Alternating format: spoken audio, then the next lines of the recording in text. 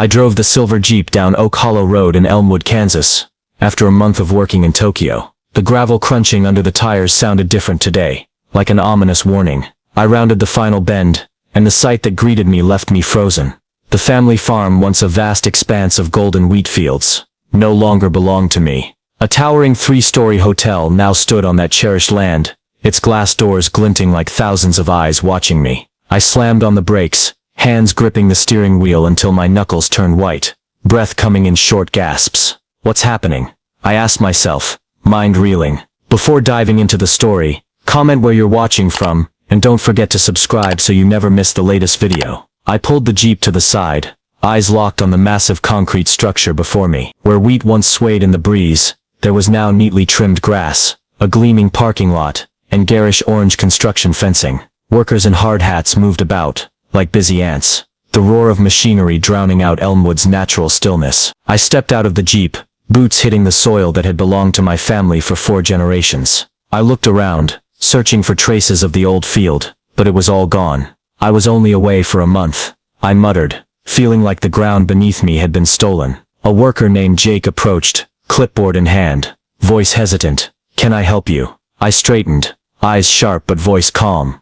I'm the owner of this land. This is my family's property. Jake stepped back, visibly flustered, unsure how to respond. My phone buzzed. A text from my wife Laura. Urgent, call me now. But I couldn't tear my eyes from the hotel. Near the construction entrance, a sign caught my attention. Elmwood Community Development, approved by HOA, project manager, Margaret Pierce. I clenched my jaw. Margaret, what has she done? I stood motionless by the silver Jeep, boots rooted to the gravel of Oak Hollow Road. The 3-story hotel before me, with its shimmering glass doors and smooth asphalt parking lot, was like a concrete monster that had swallowed my family farm. The growl of an excavator, mixed with workers shouting directions, overpowering the peace Elmwood, Kansas, once held. I ran a hand over my face, trying to stay calm, but inside a fire raged. Just 1 month, I muttered. 1 month in Tokyo to earn money to save the farm. And now it's come to this. Jake, the hard hat worker, still stood there,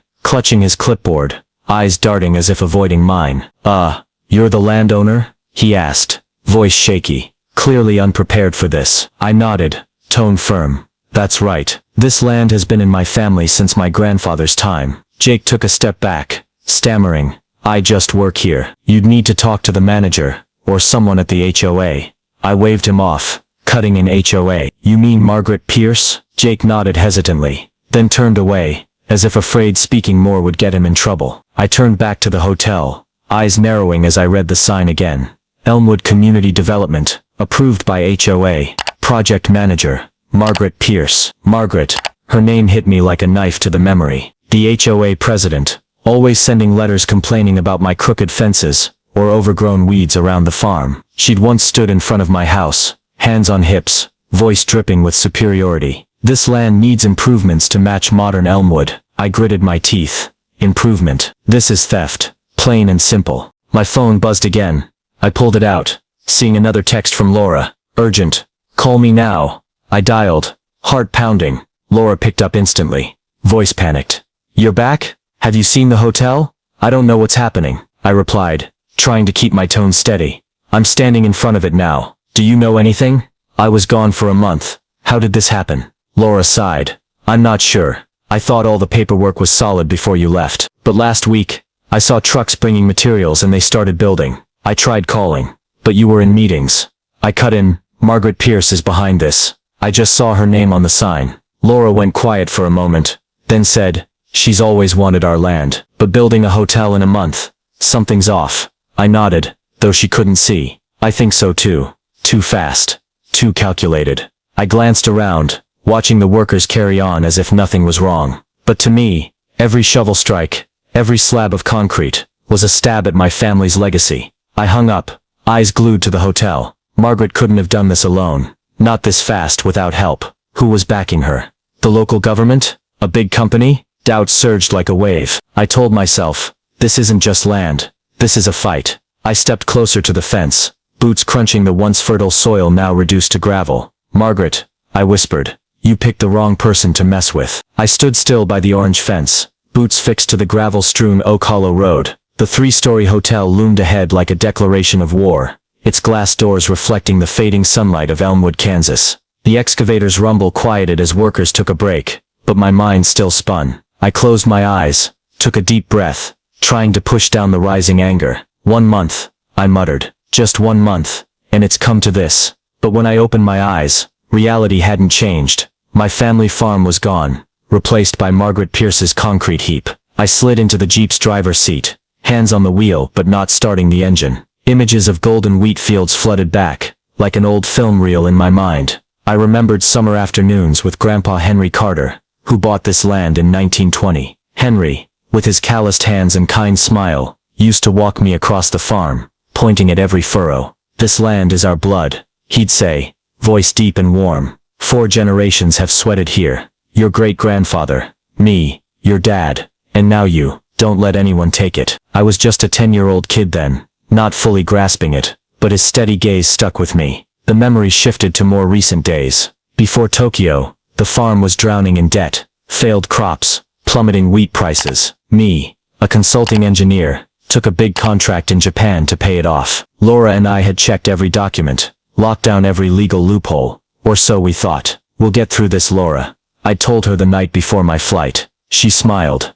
squeezing my hand. "You go, I'll hold the fort." But now, standing before the hotel, I wondered, what did I miss? I drove off Oak Hollow, heading toward downtown Elmwood. The familiar road felt different now. The little shops I used to visit, Rodriguez's Grocery, Brew's Cafe, sat shuttered, for lease signs dangling. In their place, bright billboards screamed, "New Elmwood, modern and thriving." I stopped at a big one, Willow Heights, community growing together. Fine print below read, "In partnership with Pierce Holdings." Pierce Holdings, a new name, but tied to Margaret Pierce. "She's not alone," I muttered, suspicion from Laura's call growing stronger. I recalled past run-ins with Margaret. 2 years ago, at a community meeting, she stood at the podium, hair in a tight bun, voice haughty. "Your farm's holding Elmwood back. We need progress."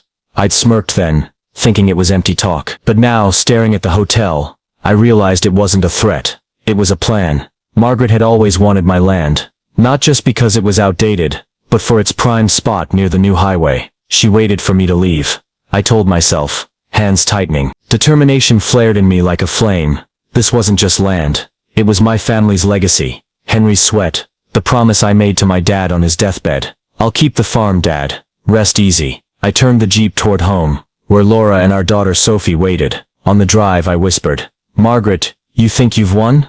I'll show you how wrong you are." Pulling up, I stepped inside, eyes blazing. Laura rushed over, worried. "You okay?" I nodded, voice firm. "I'm fine, but we're not letting them take our land. Never." I glanced out the window, the hotel's silhouette faint in the dusk. This was the start of a fight, and I wasn't backing down. I stepped into our small Elmwood outskirts home, boots leaving dry dirt streaks on the wood floor. Laura stood in the kitchen, coffee mug in hand, eyes tracking me with concern. "You really okay?" she asked, voice trembling. I nodded, but the fire in my eyes gave me away. "I'm fine, Laura, but we've got to do something. Margaret can't steal our land this easily." Sophie, our 16-year-old, sat on the couch, headphones on, looking up. "What are you gonna do, Dad? Sue them?" I glanced at her, a faint smile. "If it comes to that, yeah." I turned to Laura. "Seen the barn key?" Laura frowned, setting her mug down. "The barn. What are you looking for there?"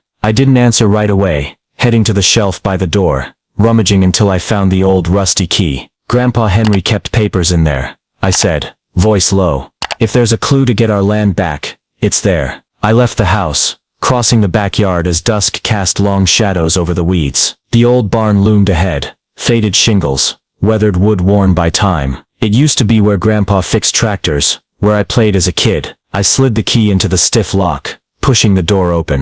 The hinges screeched, and the smell of damp wood and old hay hit me. Late daylight slipped through roof gaps, illuminating thick dust everywhere. I stepped in, scanning rusted tools and sacks of ancient seed. In the corner, an oak filing cabinet stood tall, coated in dust untouched for decades. "Grandpa," I whispered, recalling Henry's voice. "Knowledge is a weapon, Ethan. Don't forget." I yanked the first drawer open, wood groaning in the quiet. Inside was a stack of yellowed papers, maps, letters, handwritten notes. I sat on the floor, spreading them out. The first map caught my eye. A hand-drawn sketch from 1950, pencil lines tracing my family's farm boundaries. I followed each mark, realizing it matched the land where the hotel now stood. In the corner, Grandpa Henry's scrawl stood out. "This land is ours, forever." My heart raced. He knew, I muttered. He was ready. I dug further, finding letters between Henry and Elmwood officials from the 1960s. One from 1965 stopped me cold. Him fighting a highway project, citing private land rights. "They tried to take it before," I whispered. "And he won." Deeper still, I found a red-tied bundle. The 1920 land purchase contract between my great-grandfather and Elmwood County. Notarized, stamped in bright red, undeniable proof of our ownership. I pulled out my phone, snapping photos of each page, hands shaking with excitement. I texted Laura, "Look at this. Grandpa left us gold." My phone buzzed almost instantly. Laura calling. "What'd you find?" "Maps," I answered. "More than that. Contracts, letters, all proving the land's ours. Margaret has no right to touch it." Laura exhaled. "So we've got a shot. But how'd they build so fast? Something's fishy." I nodded, though she couldn't see. "I think so too. A month isn't enough for legal permits and construction. Margaret's got backing, Pierce Holdings or someone in the county." I stared at the papers, feeling like I'd stepped into a legal maze, but instead of fear, I felt hope. Grandpa kept these for a reason. I told myself, he knew we'd need them someday. Gravel crunched outside, startling me. I stood, peering through a wall gap. A white SUV rolled by. HOA logo faint in the dark. Margaret. I gritted my teeth. I quickly gathered the papers, stuffing them in my bag, resolve hardening like never before. "You wanna play? I'll play to the end." I stood in the old barn, clutching the yellow documents I'd just found, when Gravel crunched outside again. Through a gap in the wooden wall, I saw the white SUV stop near the fence, HOA logo stark on its door. The door opened, and Margaret Pierce stepped out, black heels sinking slightly into the soft dirt. In Elmwood, Kansas's fading dusk, she looked like a power symbol. Hair in a tight bun, navy blazer snug, clipboard in hand. I clenched my jaw, blood boiling. "She dares come here," I whispered, fist tightening. I shoved the papers into my jacket, strode out of the barn, boots hitting the ground hard like a claim. Margaret looked up, eyes behind silver-framed glasses sweeping over me. Unsurprised. "Ethan Carter," she said, voice smooth but icy. "I figured you'd be back. Seen our new project yet?" She tilted her head toward the hotel, lips curling into a smug smile. I stepped closer, a few feet away, voice low but sharp. "Project. This is my family's land, Margaret. You've got no right to build anything here." Margaret chuckled, the sound dry in the still air. "Your land. Oh, times have changed. Elmwood needs growth, not outdated wheat fields. The HOA board approved this legal, clear as day." She tapped her pen on the clipboard, eyes daring me. I inhaled deeply, holding my temper though anger surged. "Legal? I'm gone a month, and you turn my land into a hotel? No consent, no notice. You call that legal?" Margaret shrugged, pacing the property like it was hers.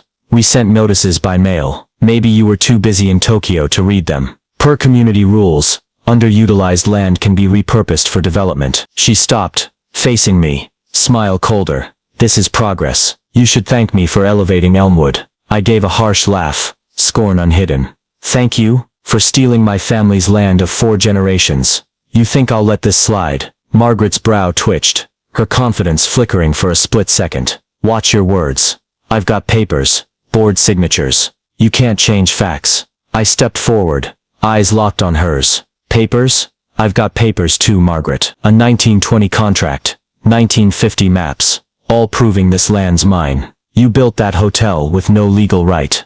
The air between us stretched tight. Margaret went silent, then smirked. "You think old papers will change anything? This is the 21st century. The law favors progress." She turned, heading to her car, but I called after her, voice ringing firm. "You're wrong. The law favors truth, and I'll prove it." Margaret paused, glancing back, a flash of anger in her eyes. "Go ahead and try," she said, voice dropping, "but don't cry when you lose." She got in, the SUV pulling away, leaving dust swirling. I stood there, breathing hard, hand gripping the jacket pocket with the papers. My phone buzzed. A text from lawyer Tom Grayson. "Found something good. Call me now." I dialed, voice steady as Tom picked up. Tom, I just saw Margaret. She's too cocky. What'd you get? Tom replied, excited. A flaw in the building permit. Meet me at Elmwood Brew tomorrow morning. I hung up, staring at the hotel fading into the dark. Facing Margaret didn't just confirm my suspicions. She had backing. It lit a fire in me. You want progress? I whispered. I'll show you justice. The wooden door shut behind me with a dry clack, echoing in the quiet of our Elmwood, Kansas home. My boots left dirt streaks on the floor, but I didn't care. The clash with Margaret Pierce still burned in my mind. Her smirk, her lofty tone, her daring look. I shrugged off my jacket, the yellowed barn papers hitting the kitchen table with a soft thud. Laura looked up from the sofa, coffee mug, pausing midair. You okay? She asked, voice laced with worry and curiosity. I sat, pulling the chair close, eyes blazing. I just saw Margaret, I said, voice low but solid. She came right here, stood on our land, like it's hers. Cocky as hell, Laura. But I told her, she messed with the wrong guy. Laura set her mug down, came over, hand resting lightly on my shoulder. What'd she say? I sighed, recounting it. The progress claim, the jab at old papers, Margaret's cold shrug. Laura frowned. She's too sure of herself. A month isn't enough for a legal hotel build. Something's shady. I nodded, pulling the stack of documents closer. That's right. But Grandpa left us this. I spread the 1950 map across the table, my finger tracing the farm's boundaries. This is proof, the land's ours.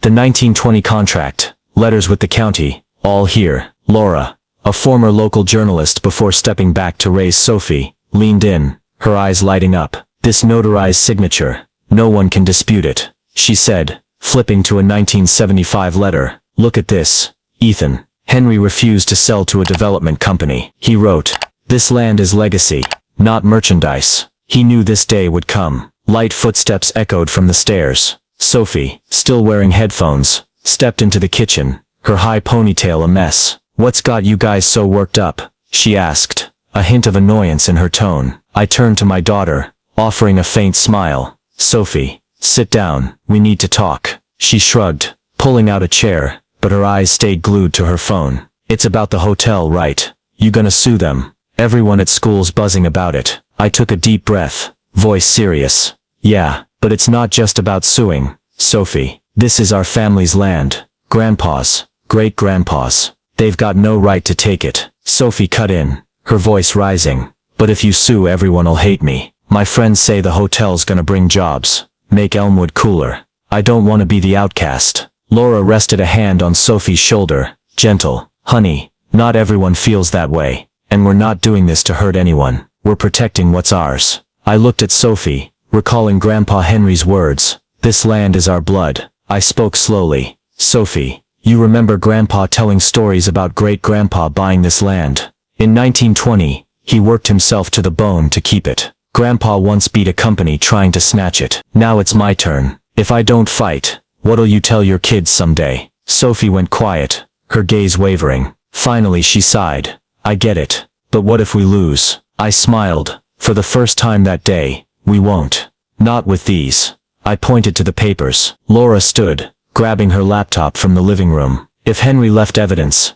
we need to organize it. What else did you find in the barn? I pulled out another stack of letters, handing them over. Laura started typing, sorting data like she did in her reporting days. We need to check Kansas land laws, she said, and environmental regs. A hotel that big, they'd need a wetland survey. If they don't have it, that's a huge gap. I nodded. Tom texted me too. I'm meeting him tomorrow morning. Sophie ditched her headphones, standing. Can I help? I grinned. Take pics of the papers with your phone. Send them to me. We need copies. Sophie nodded, showing her first spark of enthusiasm. Laura looked at me, smiling. We're a team, right? I took her hand. Always. I glanced out the window, the hotel's silhouette faint in the night. I woke before dawn, faint light seeping through the curtains of our Elmwood, Kansas home. Last night, Laura, Sophie, and I worked late, sorting Grandpa Henry's documents into neat stacks on the kitchen table. The smell of coffee drifted from the machine Laura had just started, but I didn't wait. I needed to see Tom Grayson now. I threw on my jacket, tucked a copy of the 1920 contract into my pocket, and kissed a sleepy Laura's forehead. Heading to meet Tom, I whispered. Laura nodded. Be careful, Call if there's news. I drove the Jeep through Elmwood's empty streets, headlights sweeping over wheat fields now just memories. I parked at Elmwood Brew, a small cafe with a weathered wooden sign. Tom Grayson was already there, seated in the corner, a steaming black coffee in front of him, glasses low on his nose as he studied papers. I walked in, the scent of toast wafting by, but I wasn't hungry. Only resolve filled me. Tom, I called, sitting across. Tom looked up, smiling. Right on time. I found this. He slid a sheet over, a hotel building permit, stamped by Elmwood County, dated just 3 weeks ago. I frowned, picking it up. 3 weeks? They built a hotel in a month, but the permit's only from 3 weeks back. How's that possible? Tom nodded, voice eager. Exactly. That's the flaw I mentioned last night. To build that fast they started before approval. Totally illegal. I gripped the paper, feeling like I'd grabbed a key clue. Margaret was smug when I saw her. I said, how's she so sure unless someone's got her back? Tom sipped his coffee, eyes gleaming. Bingo. Check this. He pulled out a printed email from Margaret to a Charles Dutton, an Elmwood County commissioner. It was short. Project needs to move fast. Handle permits later. Charles Dutton. I muttered, the name ringing a bell. Who's he? Tom replied, commissioner overseeing planning. Big player in Elmwood. Always pushing development. But there's more. He spread out another document. A contract between the HOA and Pierce Holdings, the real estate firm behind the Willow Heights sign. I saw yesterday. Pierce Holdings, Tom explained, is a major outfit from Wichita, scooping up cheap land for commercial builds. Margaret's not just HOA president, she's their puppet. I clenched my jaw, hand tightening unconsciously. So it's bigger than I thought. They're targeting all of Elmwood, not just my land. Tom nodded. There's more. I dug deeper, found a case from the 90s. Margaret, then HOA secretary, tried forcing a farmer to sell for a supermarket. He sued. She lost, but it got hushed up. Blood rushed to my head. She's got a track record, I said, and now she's at it again with me. Tom smirked. Yep, but this time she picked the wrong guy. My phone buzzed, an anonymous text. Check the east side of the farm. I frowned, showing Tom. Who sent this? Tom shrugged. No clue. Could be an HOA or Pierce Holdings insider. You should look. I nodded, mind racing with the new info. Tom, you think we've got enough to sue yet? Tom shook his head. Not quite. The permit screw-up's a start. But we need harder proof, like environmental violations or forged docs. Your grandpa's papers are the backbone, but we need more ammo. I stood, resolve blazing. Then I'll find it. Thanks, Tom. I left the cafe, drove back to the farm and stopped at the east side like the text suggested. Stepping out, my boots sank into unusually wet soil. I knelt, smelling stagnant water, spotting scattered reeds, wetland signs. Damn, I whispered. If this is a wetland, that hotel's breaking Kansas law. I snapped photos, sent them to Laura. Check wetland laws. I've got a big hunch. On the way back I swung by the Elmwood post office, grabbing mail piled up since Tokyo. An HOA envelope jumped out. A land transfer notice, sent 2 weeks ago, after I'd left. Notice my ass, I muttered, tearing it open. Inside were Margaret's and Charles Dutton's signatures. They faked the timeline. I realized, heart pounding. This wasn't just land theft, it was a corruption web, and I was peeling it back layer by layer. I got home, slapping the envelope on the table in front of Laura. Look at this, I said. They're dirtier than we thought. Laura scanned it, eyes widening. Charles Dutton, and this was sent after they started building. Ethan, this is evidence. I nodded. Yep, and the east side.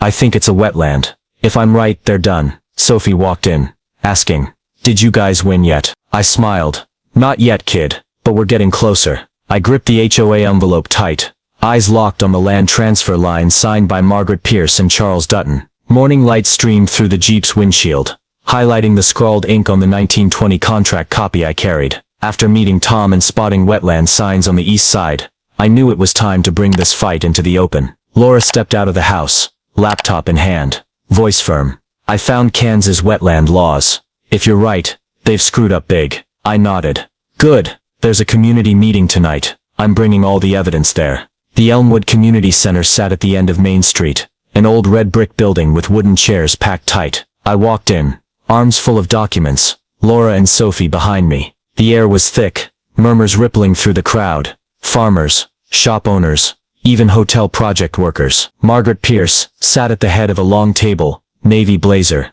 sharp, hair in a tight bun, her cold gaze sweeping over me as I approached. Next to her was Charles Dutton, a middle-aged man in a gray suit, hands clasped like he was forcing calm. Margaret tapped the mic, her voice cutting through. Thanks for coming. Today we're discussing the Willow Heights project, a major step for Elmwood. She smiled, but I saw the falseness in it. I stood, voice low but clear.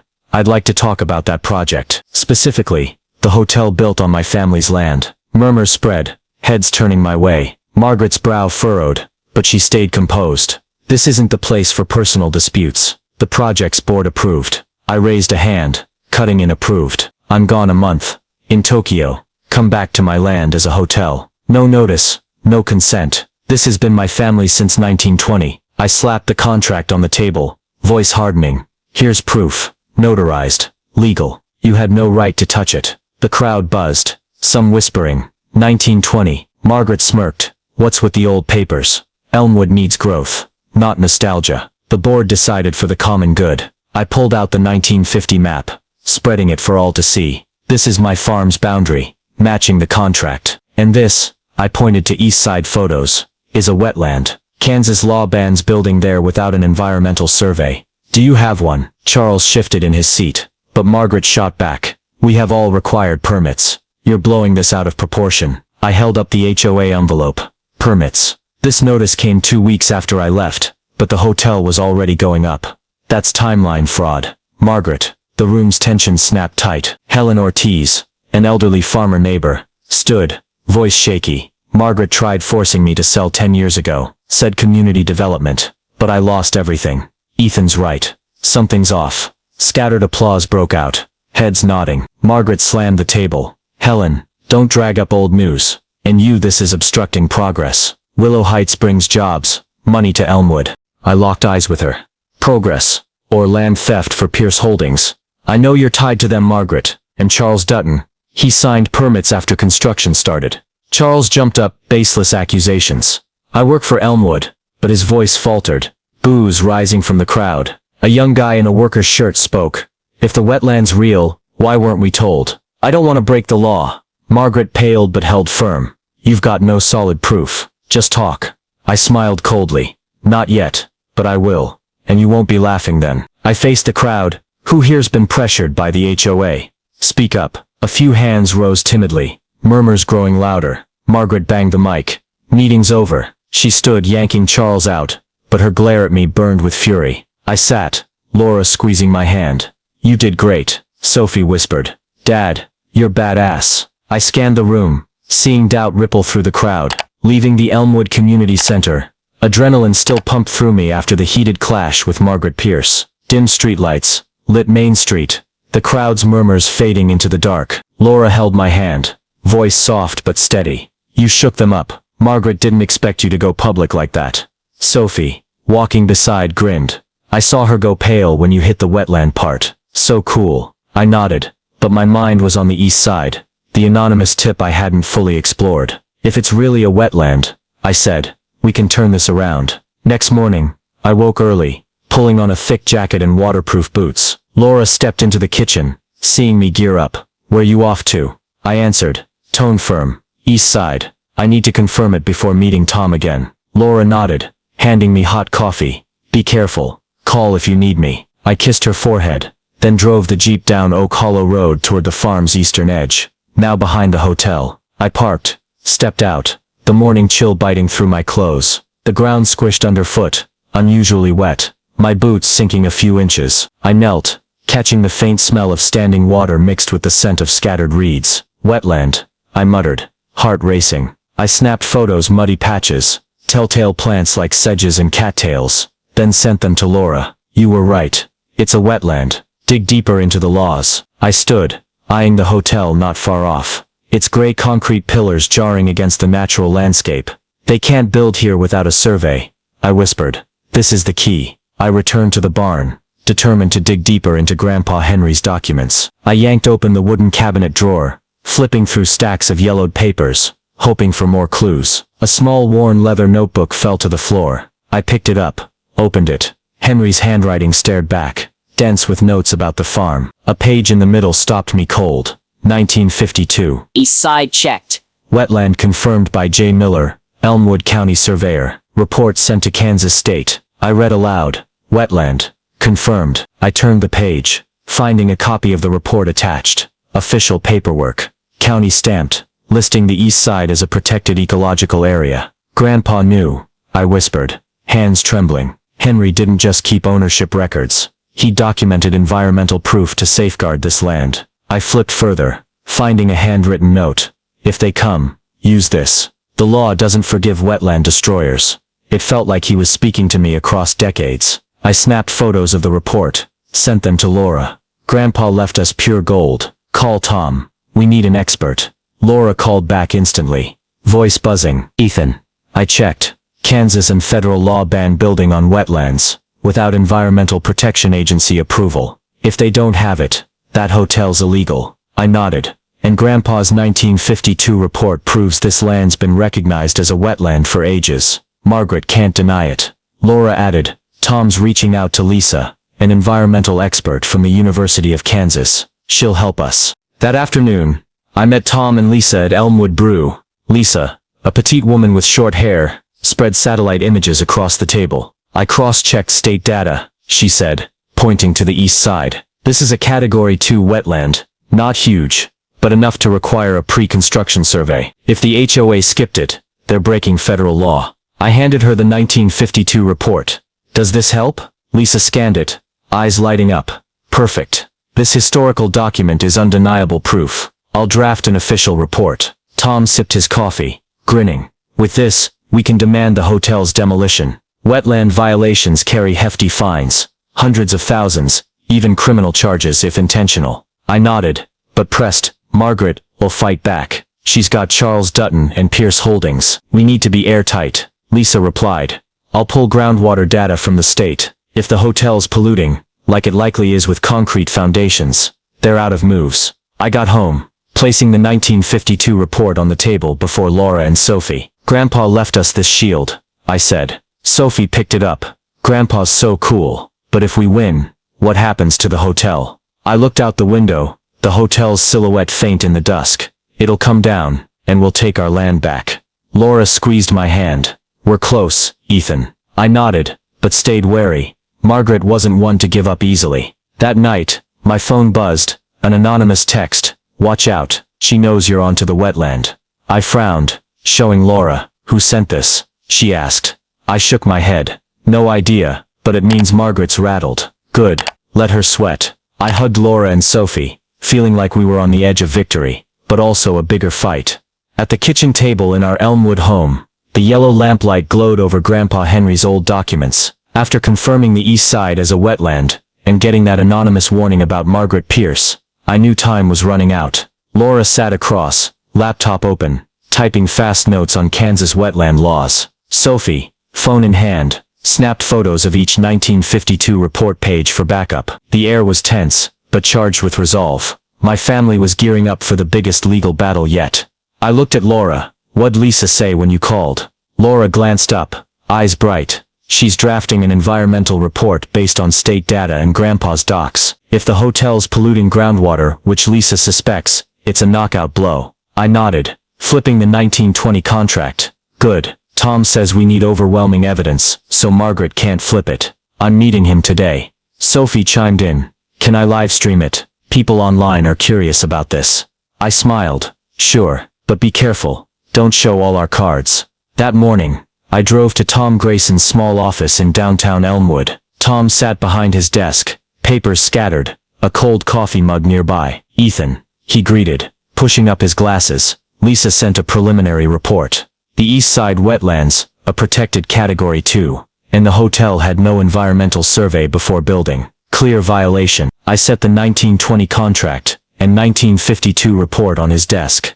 Add these lands been ours since 1920, confirmed a wetland, 70 years ago. Tom scanned them, nodding. Gold. With federal law, Pierce Holdings and the HOA could face massive fines, maybe demolition. I asked, what about Charles Dutton? He signed permits after construction started. Tom smirked. I'm digging. Rumor is Dutton took cash from Pierce Holdings to rush the project. If we prove it, he's not just out of a job. He could see jail. I nodded, but worried. Margaret won't sit still. That text last night, she knows we're targeting the wetland. Tom shrugged. Better yet, she's panicking. She'll slip up. That afternoon, Lisa came to our house, bringing satellite shots and groundwater charts. Look here. She pointed to the east side. The hotel's foundation disrupted natural flow. Standing waters contaminated with cement. I sampled it yesterday. I clenched my fist. So they didn't just build illegally. They're wrecking the environment. Lisa nodded. Yep, my final report goes to court next week. But with this, they can't dodge. Laura walked in, holding papers.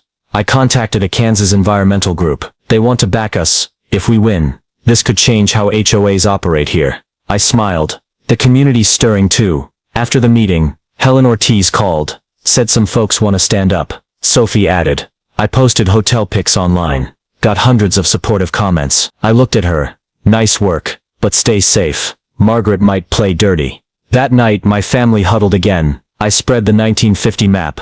Here's the plan. The contract proves ownership. The 1952 report, and Lisa confirmed the wetland.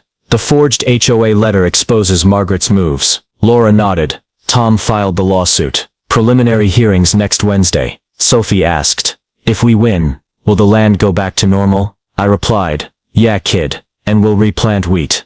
But I kept my fear quiet. Margaret could strike back any moment. Next morning, I visited Helen Ortiz, who'd spoken up at the meeting. She poured tea, voice shaky. Margaret forced me to sell 10 years ago. I couldn't fight back. But I'm with you now. Here's a list of others. She pressured. I took the paper, seeing over a dozen names. Thanks, Helen. They'll be witnesses. She gripped my hand. Don't let her win, Ethan. On the drive back, a text from an unknown number hit. They know your plan. Watch your car. I stopped the Jeep. Scanning Oak Hollow Road was empty, but a chill ran down my spine. I called Laura. Someone's tailing us. Tell Sophie to lock her social media for now. Laura replied. I'll handle it. Get home quick. That evening, Laura, Sophie and I sat around the kitchen table. Dim light on our evidence pile. A knock sounded. I opened the door to Brian, a scrawny young guy, eyes darting. I work for the HOA, he whispered. Margaret made me sign fake permits. I've got internal emails here. He handed me a USB, trembling. She threatened me. I can't take it anymore. I took it, nodding. Thanks. You're safe with us. Laura plugged the USB in. Emails from Margaret to Brian. Sign it. Don't ask. Dutton handles the rest. I gritted my teeth. This is the ammo we need. Tom called right after. That USB's gold. I'm adding it to the case. Wednesday. We hit hard. I looked at my family. We're ready. I stood before the bedroom mirror in our Elmwood, Kansas home, adjusting my tie, hands shaky with nerves. Today was Wednesday. The preliminary hearing at Elmwood County Courthouse began. Morning light cut through the blinds, illuminating the documents on the table. The 1920 contract, 1952 wetland report, Brian's forged emails, and Lisa's environmental findings. Laura stepped in, hand on my shoulder. You okay? I nodded, voice low. Fine. Today we hit hard. Sophie bounded downstairs, phone in hand. Can I live stream, Dad? I gave a faint smile. Wait for the ruling, kid.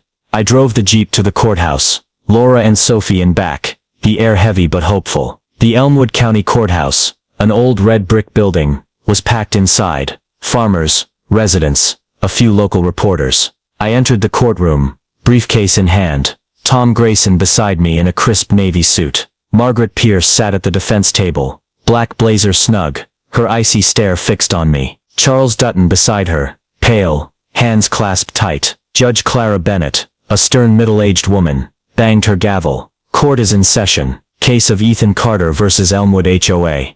Tom stood, voice ringing. Your Honor, we represent Ethan Carter, lawful owner of the family farm.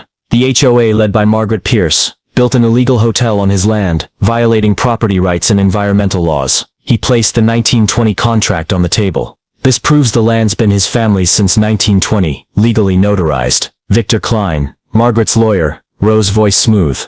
Old papers don't override the board's approval for community benefit. Tom didn't flinch, spreading the 1950 map. This is Ethan's farm boundary, matching the contract, and the east side, confirmed a wetland in 1952 by a county surveyor. He handed over Grandpa Henry's report. The HOA built without an environmental survey, breaking Kansas and federal law. The gallery buzzed, heads nodding. Margaret's lips twitched, whispering to Victor. I gripped Laura's hand under the table, heart pounding. Lisa was called as a witness. She stepped forward, voice steady. I'm an environmental expert from the University of Kansas. Based on state data and water samples, the hotel has polluted groundwater due to its concrete foundation disrupting a wetland. She presented satellite images and charts. This is scientific proof. Without a prior survey, this construction is illegal. Judge Clara leaned in, frowning. Does the HOA have a survey report? Victor replied. We have a building permit from the county. Tom countered. That permit was issued after construction began. Here's the falsified timeline notice from Margaret Pierce. He placed the HOA envelope on the table. The courtroom grew tense. I glanced at Margaret. She clenched her fists, eyes flashing with anger. Victor tried to deflect. This is just an administrative mix-up. But Tom pressed on. A mix-up. Here's an email from Margaret to employee Brian, forcing him to sign fake permits. He presented Brian's USB, reading aloud. Sign it. Don't ask. Dutton handles the rest. Charles Dutton is directly involved. Charles sprang up. I did nothing wrong. But boos from the crowd drowned him out. Judge Clara banged her gavel. Order. Brian took the stand, trembling. I worked for the HOA, he said, voice breaking. Margaret threatened to fire me if I didn't sign fake permits. I have more emails between her and Charles. They knew about the wetland, but hid it. The crowd gasped, some shouting, corruption. Margaret paled, whispering to Victor, her confidence gone. I looked at Tom, whispering, he's our ace. Tom nodded. There's more to come. Tom presented Lisa's report. The hotel doesn't just violate Ethan's property rights. It's environmental destruction. Fines could reach hundreds of thousands, and the law demands demolition for intentional breaches. Judge Clara reviewed it,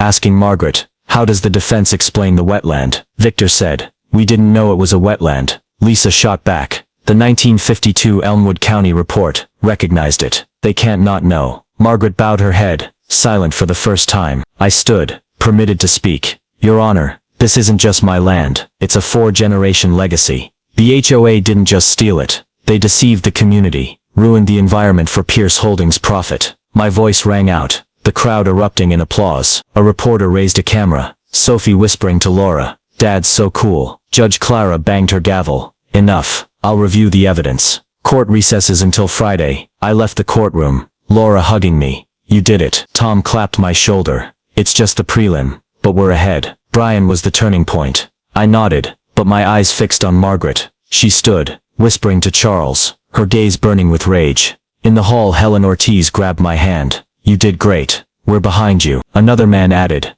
I was forced to sell too. I'll testify if needed.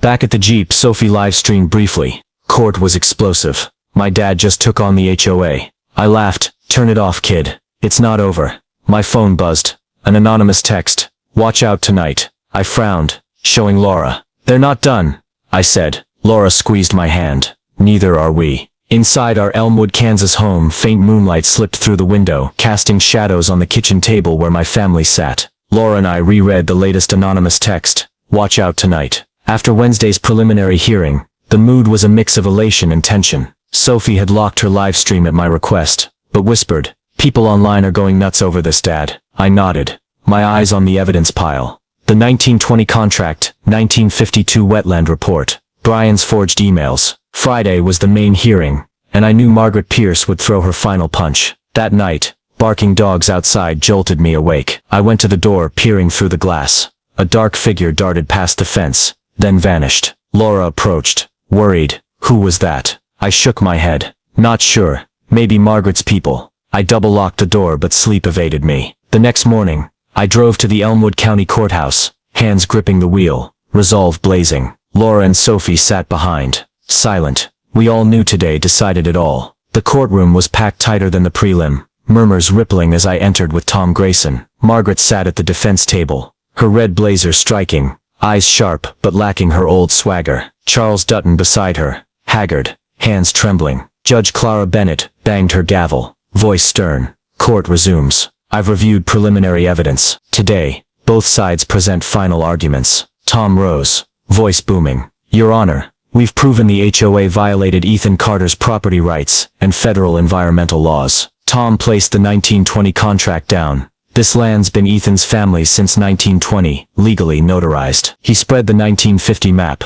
Boundaries are clear. The east side's a wetland, confirmed in 1952. Lisa stood, presenting her final report. The hotel's polluting groundwater. Cement seeped into the wetland, violating Kansas and EPA laws. No prior survey makes this construction illegal. The crowd buzzed, some whispering, pollution. Victor Klein, Margaret's lawyer, countered, we had an Elmwood County permit. This is a community project, not a violation. Tom struck again. That permit came after construction started. Here's the falsified timeline notice. He showed the HOA envelope, and Brian's emails. Margaret Pierce forced staff to sign fakes. Charles Dutton approved it post-start, after taking Pierce Holdings' money. Brian took the stand, voice shaky. I was threatened. Here's another email. Margaret and Charles knew about the wetland, but hid it to rush the project. The crowd roared. Shouts of corruption, echoing. Margaret leapt up. Lies. I did it for Elmwood. But Judge Clara banged her gavel. Sit down, Miss Pierce. Victor tried.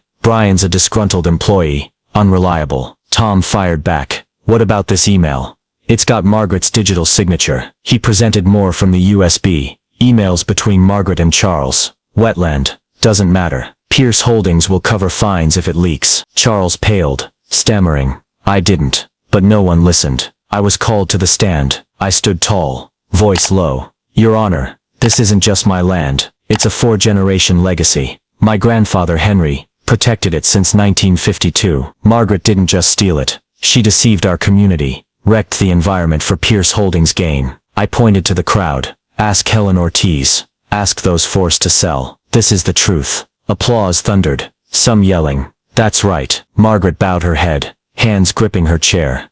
Victor threw his last shot. We had a Pierce Holdings contract. Board approved. Ethan's shown no harm.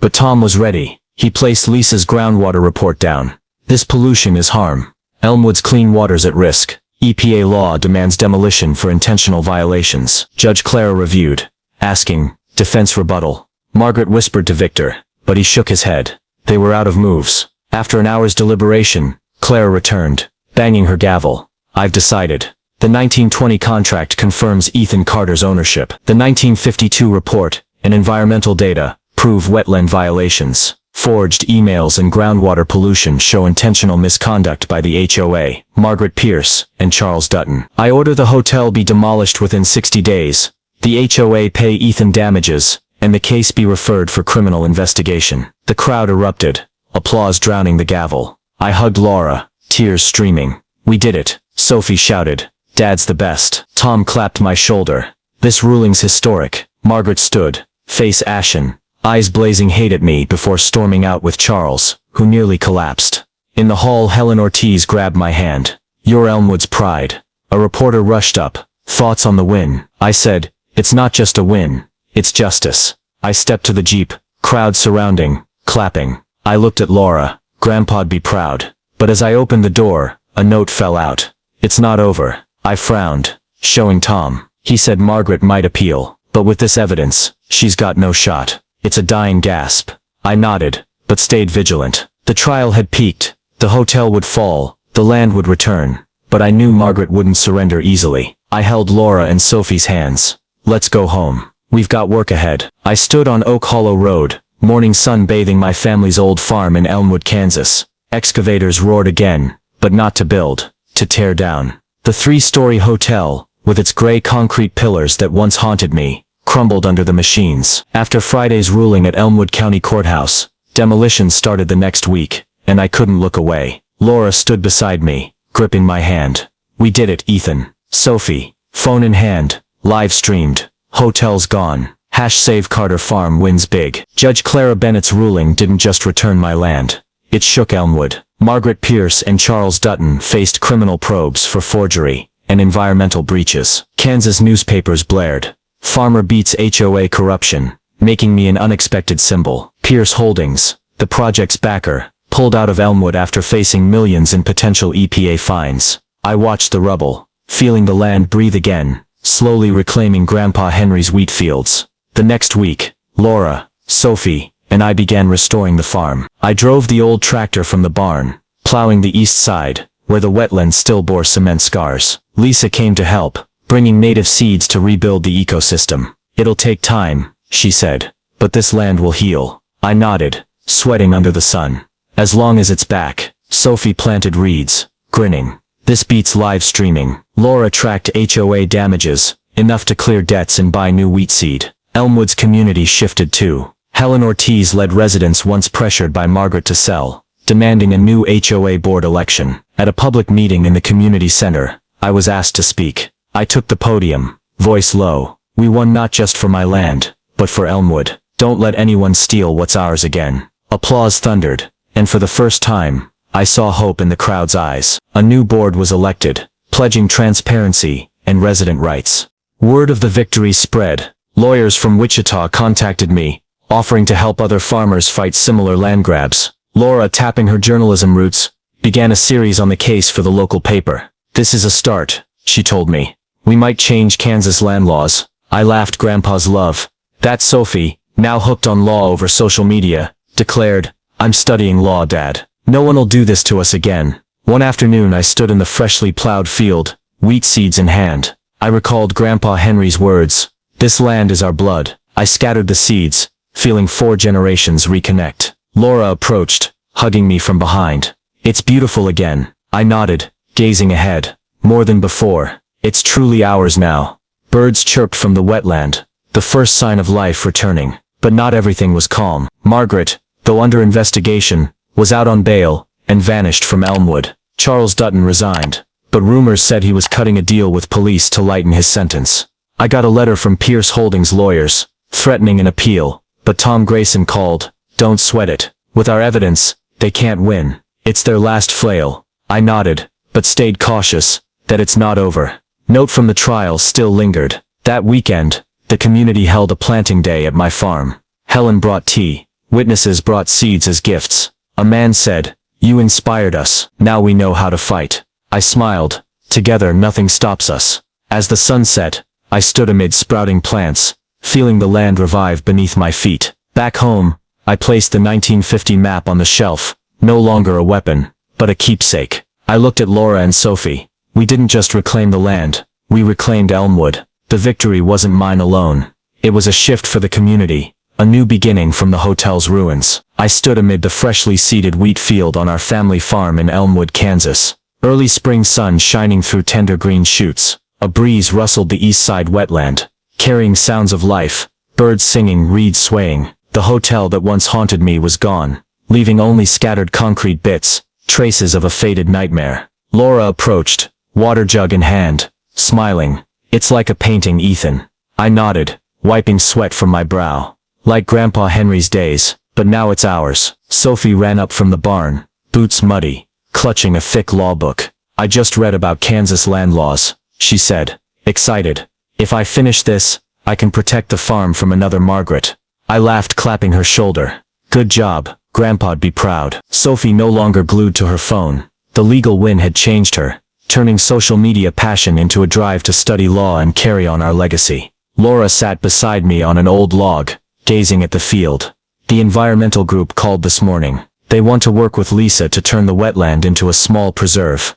It could draw tourists. I nodded. Good idea. Keeps the land safe and helps Elmwood grow. Our way, not Pierce Holdings. I scattered more wheat seeds, feeling like I was planting a future. The farm's debt was cleared with the HOA's damages, and for the first time in years, I felt unburdened. Elmwood's community was reviving too. The new HOA board, with Helen Ortiz as an advisor, pledged transparency. Residents once forced to sell began reclaiming their rights, inspired by my case. One afternoon, I got a letter from the University of Kansas. They invited me to speak at a land rights seminar. Laura grinned. From farmer to speaker, what do you think? I shrugged. If it helps someone, I'll do it. I didn't seek fame, but the win had thrust me into an unexpected role, a spark for others. But not everything was calm. Margaret Pierce, though under criminal investigation, hadn't resurfaced in Elmwood. Tom Grayson called last week. She's out on bail, but word is she's hired Wichita lawyers to appeal. Don't worry, our evidence is rock solid. I nodded over the phone, but that it's not over note from the trial still haunted me. Charles Dutton was cooperating with police, admitting Margaret took Pierce Holdings cash to rush the project, but her whereabouts were unknown. One morning as I checked the new fence, Sophie ran out, envelope in hand. Dad, this was in the mailbox. No sender. I frowned, tearing it open. A typed sheet inside. Congrats on the win, Carter. But I'm not done. See you soon. No signature, but I knew Margaret. Laura approached, reading it. Voice tense. What's she after now? I crumpled the paper. Revenge. But this time we're more ready than ever. I stood, staring at the sprawling wheat field, the lush wetland in the distance. A hawk soared overhead, wings beating strong. A symbol of resilience, Grandpa Henry once described. She might come back, I said, voice low. But she doesn't know how tough this family is. Laura took my hand. Together we can face anything. Sophie jumped in. I'll learn law fast. Let's see her try. I smiled, hugging Laura and Sophie. The farm wasn't just land. It was blood, legacy, a future we'd build together. I looked to the horizon knowing new challenges could strike any time. But with my family beside me, the community behind us, and Grandpa's weapons in hand, I was ready. See you soon, Margaret, I whispered. This time, you won't stand a chance. The story HOA built a hotel on my farm. While I was gone, but they walked into my legal trap. That I've rewritten reflects many real facets of life in the US today, especially the clash between urban development and preserving personal heritage, plus the power of community against corruption. In it I battled Margaret Pierce and the HOA to save my family farm in Elmwood, Kansas, a symbol of 4 generations of sweat and tears. Using historical documents from Grandpa Henry, like the 1920 contract and 1952 wetland report, alongside support from my family, Laura and Sophie, lawyer Tom, expert Lisa, and the community, Helen Ortiz, I toppled Margaret, Charles Dutton, and Pierce Holdings' scheme. The tense legal fight, exposing forged emails and environmental violations, showed that persistence and unity can defeat unjust power. The lesson here is practical for Americans today. Don't underestimate the value of personal history and collective strength when defending your rights. In the US, development projects like malls or hotels, often pushed by big firms like Pierce Holdings, can target regular folks like me. Yet this story proves the past, whether legal papers, land records or community memory, can be a potent weapon against overreach. Laura's law research, Sophie's live stream outreach, and Helen's support highlight that in modern America, where tech and social media reign, blending knowledge, communication and solidarity is key to winning. Take it from me, when facing injustice, don't give up, dig into your roots, find allies, and use the legal system like I did in court. Life in America today is full of Margarets, manipulating for profit, but as I showed, justice can prevail if you stand firm and don't fight alone. If you loved my story of taking on the HOA to save my family farm, hit subscribe so you don't miss more justice battles like this. Thanks for joining me, and see you in the next video to find out if Margaret comes back for revenge.